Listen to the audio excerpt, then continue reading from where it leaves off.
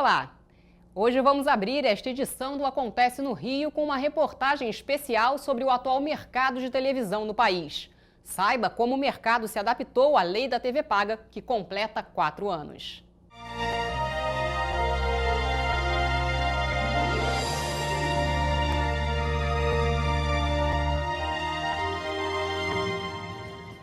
Há 65 anos era inaugurada a TV no Brasil. Da TV que começou quase como um rádio com imagens até os dias de hoje, muita coisa aconteceu. Dos programas ao vivo ao surgimento do videotape, das imagens em preto e branco às coloridas. A televisão cresceu e se tornou um dos principais veículos de mídia. Pela tela da TV, tomamos conhecimento dos fatos e assistimos às mudanças no país e no mundo. Nos anos 90, nasceu timidamente a televisão por assinatura, mas foi em 2007 que teve início a TV digital. E a partir daí, a televisão vem passando por grandes transformações. A produção independente vive um boom sem precedentes no Brasil.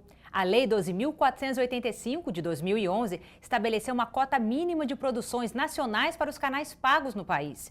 A obrigação elevou em quase 400% a veiculação de conteúdos nacionais, segundo estimativas do setor. Nós criamos uma lei para as TVs a cabo por assinatura que está permitindo uma ampliação enorme da produção independente no Brasil voltada para a televisão. Eu acho que na fala do ministro se percebe que ele quer aprofundar essa questão da importância estratégica do audiovisual, não só no seu aspecto econômico, quanto na questão da influência sobre o imaginário coletivo e sobre o processo mesmo que o audiovisual é capaz de desenvolver para o progresso social, econômico, político e, sobretudo, cultural. Como o mercado cresceu rapidamente, as produtoras lutam para se adaptar à nova demanda. O aumento do espaço para a veiculação de produção nacional não veio acompanhado de uma expansão proporcional do orçamento disponível para a realização dos conteúdos, e as produtoras ainda estão muito dependentes de financiamentos estatais. Coisa meio histórica pela dinâmica do mercado brasileiro, né? A TV, historicamente, sempre teve muito pouca entrada de produção independente. É estrutural, né? A gente tem aqui no Brasil os broadcasters produzem o seu próprio conteúdo de entretenimento, então isso meio que inibiu o surgimento de produtoras independentes fortes. Então as produtoras independentes focaram muito mais no cinema e é um mercado pequeno, é um mercado apertado, a gente tem poucas salas de cinema concentradas nas grandes cidades e aí o mercado de cinema ele não consegue se pagar na sala de cinema. Então, naturalmente, precisa de incentivo fiscal. Eu acho que a gente está passando agora por um momento que está mudando essa realidade, né? Com a entrada do mercado de TV a cabo de uma maneira muito forte, buscando produtoras independentes, isso começa a mudar. Uma das mudanças é a entrada de canais estrangeiros no país. A TV Cinq Monde abriu um canal exclusivo no Brasil. O período de teste termina aqui. Estou aqui para lançar oficialmente o canal TV Cinq Monde Brasil. Há alguns meses, exibimos 1 hora e 10 minutos de programação independente brasileira. A partir de agora, exibiremos 2 horas e 20. E em 2016, 3 horas e 30 minutos por semana. Nós temos em torno de 2 milhões de espectadores. E dependendo dos anunciantes, sejam eles brasileiros, suíços, belgas ou canadenses, podemos aumentar o número de horas na nossa programação. E talvez até produziremos no Brasil. Isso vai depender do nosso sucesso. A convergência digital entre a TV e a internet mudou a forma de assistir televisão.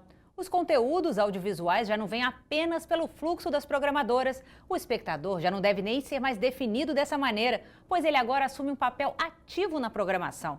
Seja pelo controle remoto ou pelas plataformas digitais, o consumo é definido conforme as necessidades, demandas e desejos de quem tem o poder de escolher.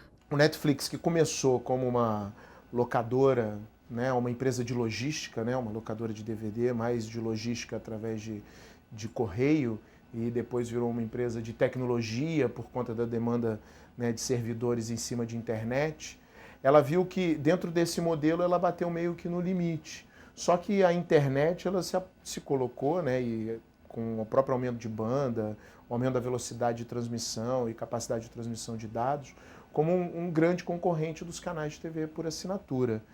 E com a vantagem de poder disponibilizar um conteúdo grande, uma massa de conteúdo grande, a qualquer momento e em qualquer suporte possível. E hoje a gente tem várias telas.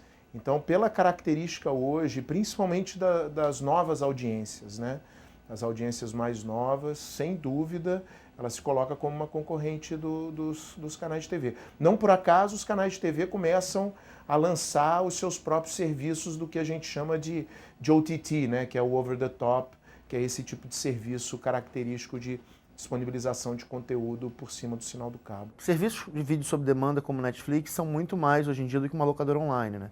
As pessoas vão atrás não só de um conteúdo licenciado bom, mas a partir do momento que eles produzem um conteúdo original, as pessoas vão atrás desse conteúdo.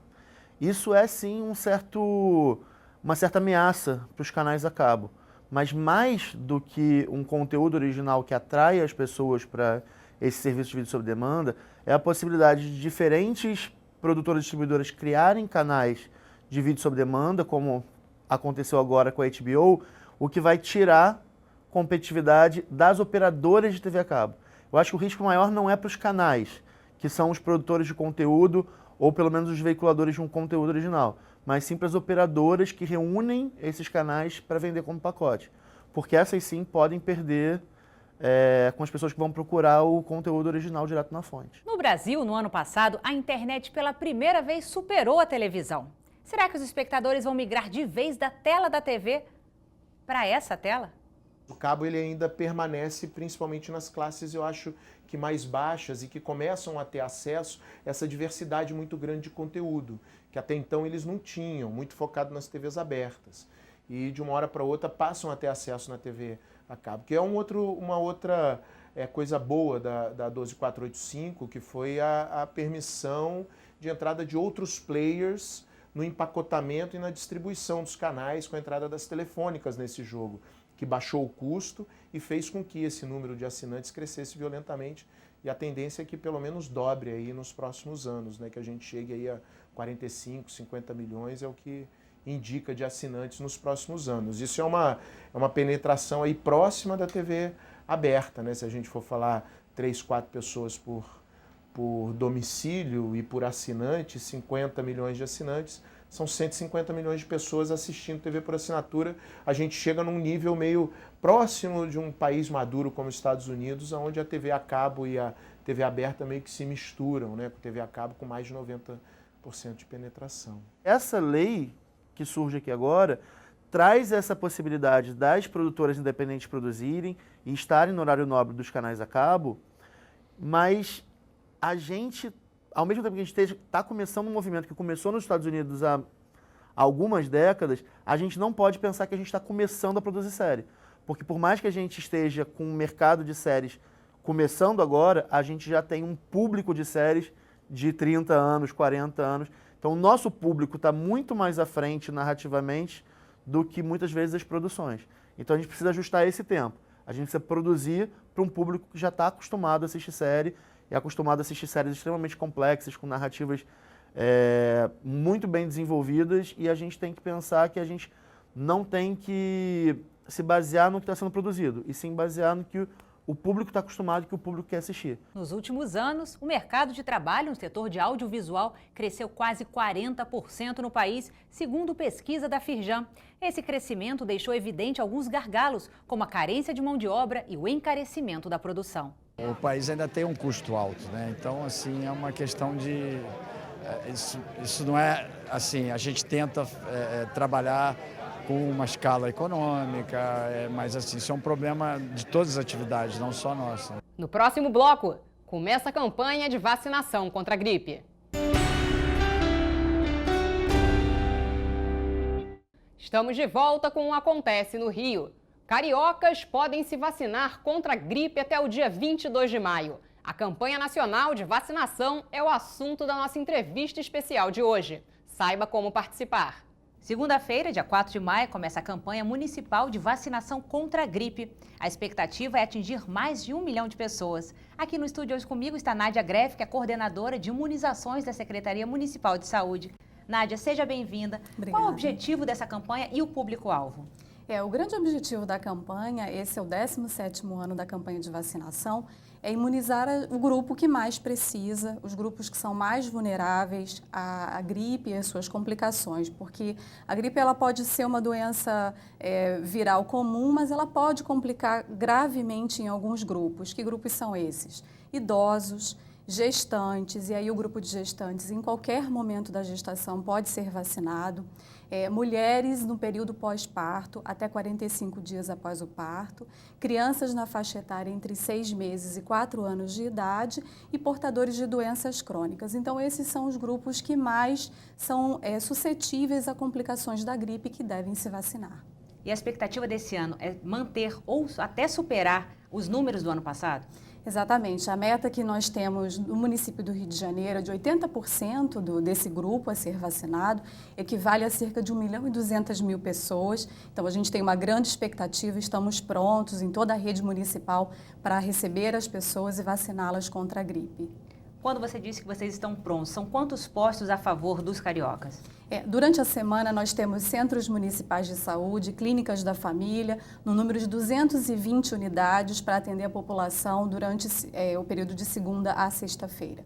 E teremos o dia 9 de maio, que é um dia especial, é um sábado de vacinação, e nesse dia específico nós contaremos com 480 postos de vacinação. E essa vacina tem alguma contraindicação?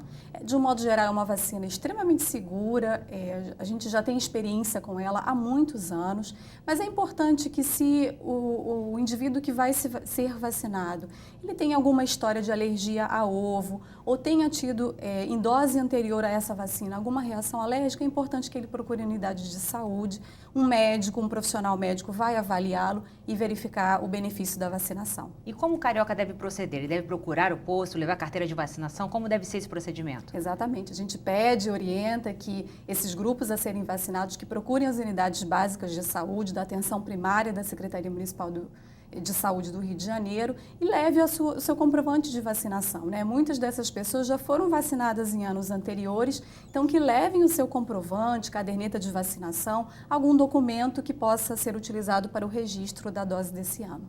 Nádia, muito obrigada pela sua entrevista e esclarecimentos. E vocês que estiverem aí como público-alvo dessa campanha até 22 de maio, a princípio, para se vacinar.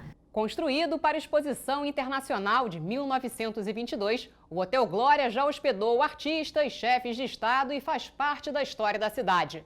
Comprado em 2008 pelo empresário Ike Batista, o hotel entrou em reforma e as obras foram interrompidas. O glamour não se hospeda mais aqui. Já vão longe os tempos em que os hóspedes passavam dias agradabilíssimos por aqui.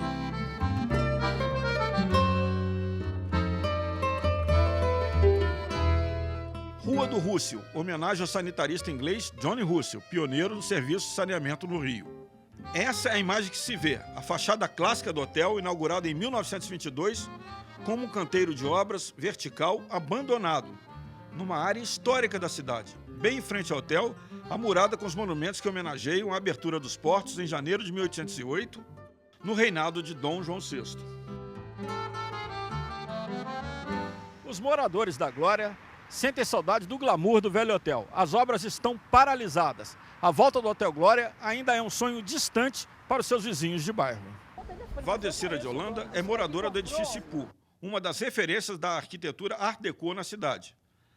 Ela lamenta o estado de abandono da área em torno do hotel. Antigamente nós tínhamos segurança, os próprios seguranças do hotel nos davam proteção, né? Principalmente à noite, o hotel ficava aberto 365 dias, né?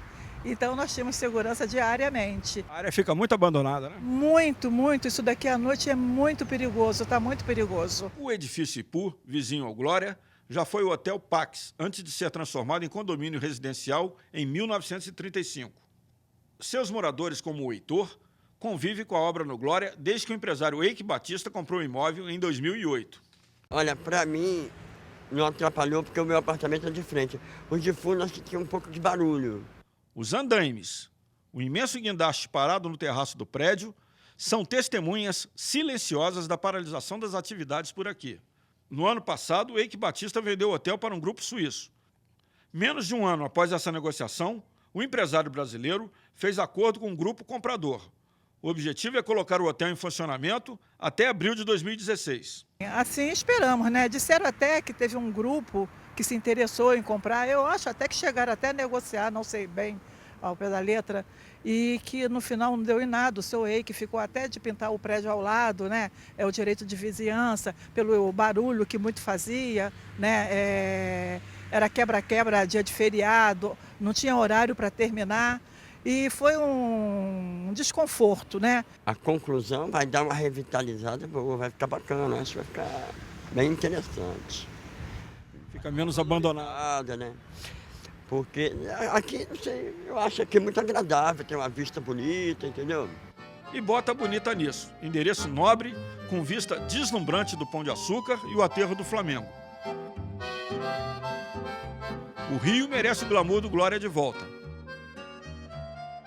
Enquanto a bola rola, a cidade espera pela volta do seu hotel.